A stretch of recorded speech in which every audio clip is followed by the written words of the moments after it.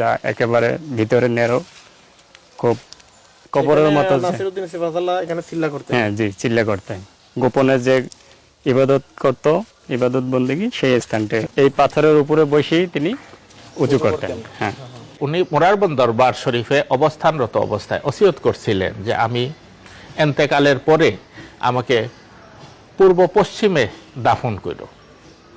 ইসলামের শরীয়তের বিধান মোতাবেক ইসলামের ইতিহাসে কোনো নজির পাওয়া যায় নাই যে কোনো মুসলিমের লাশ পূর্ব পশ্চিমে দাফন করা হোক। এই নজির না পাওয়ার কারণে সঙ্গীয়রা ওনাকে উত্তর দক্ষিণে দাফন করেছিলেন। দাফন করে 40 কদম যাওয়ার সাথে সাথে চোখের সামনে ওনার মাজার শরীফ উত্তর দক্ষিণ হতে আপনা আপনিভাবে করে পূর্ব পশ্চিম হয়ে যায়। সুবাহান আল্লাহ। 120 আউলিয়ার অন্যতম প্রধান হল হযরত সৈয়দ নাসিরউদ্দিন সিপাহসাল্লাহ। ওখানে পূর্ব পশ্চিম রওজা হিসেবে বর্তমান আছে।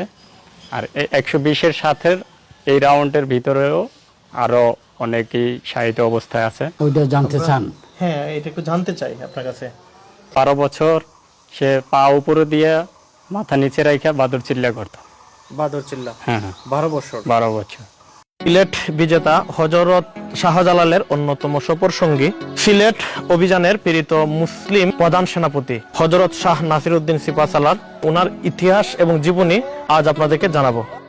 আমি সৈয়দ মুরাদ আহমদ চিশতি, খাদেমুল কৌম ও সাজ্জাদে নশীন, মোরারবন্দ দরবার শরীফ, যেখানে ইসলামের বীর পুরুষ সিপাহসালার সৈয়দ নাসিরউদ্দিন রহমতুল্লাহ আলাইহি সহ 120 জন আউলিয়া সাথে নিয়া পূর্ব পশ্চিমে রোজা হয়ে শায়িত আছেন। সুবহান আল্লাহ।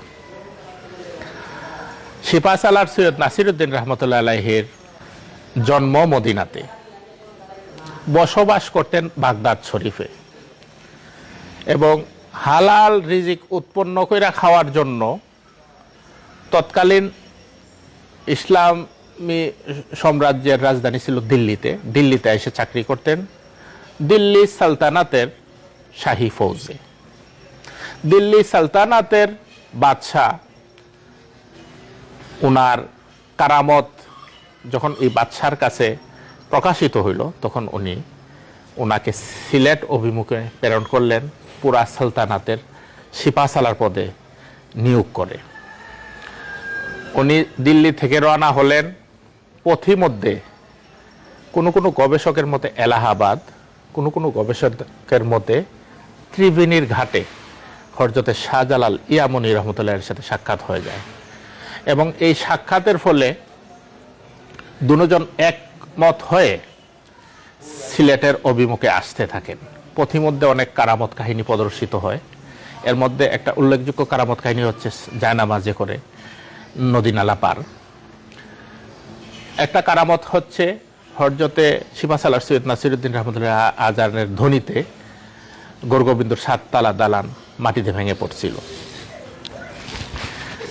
সিলেট বিজয় হয় 1303 খ্রিস্টাব্দে।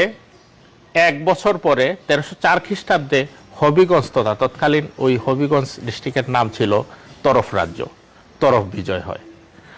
তরফ বিজয়ের পরে উনি মোরারবন্দ দরবার শরীফে অবস্থানরত অবস্থায় ওসিয়ত করছিলেন যে আমি এন্তেকালের পরে আমাকে পূর্ব পশ্চিমে দাফন করো। ইসলামের শরীয়তের বিধান মোতাবেক ইসলামের ইতিহাসে কোনো নজির পাওয়া যায় নাই যে কোনো মুসলিমের লাশ পূর্ব পশ্চিমে দাফন করা হোক।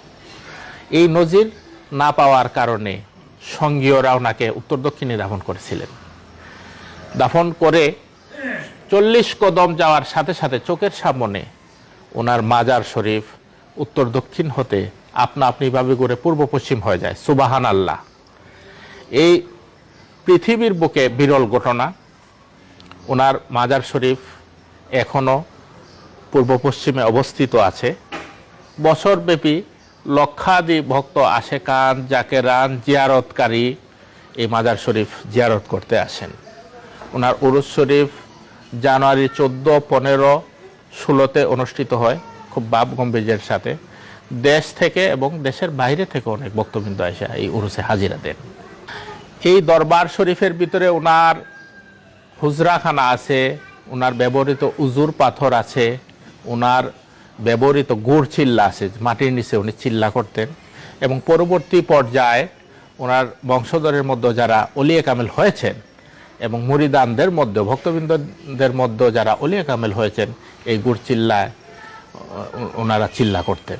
এখনো এইগুলা মানুষের দেখার জায়গা হিসাবে একটা পরিচিত, খুব প্রসিদ্ধ স্থান হবিগঞ্জ ডিস্ট্রিক্টের মধ্যে। এখন রমজান মাস, এই 120 আউলিয়ার দরবার শরীফ থেকে আমি এই রমজান মাসে যেন আমরা টাকাও অর্জন করতে পারি, সেই মোনাজাত মহান রাব্বুল আলামিনের কাছে রেখে আমি আমার বক্তব্য সংক্ষিপ্ত করছি, ইতি টানছি। আসসালামু আলাইকুম ওয়া রাহমাতুল্লাহি তাআলা বারাকাতুহু।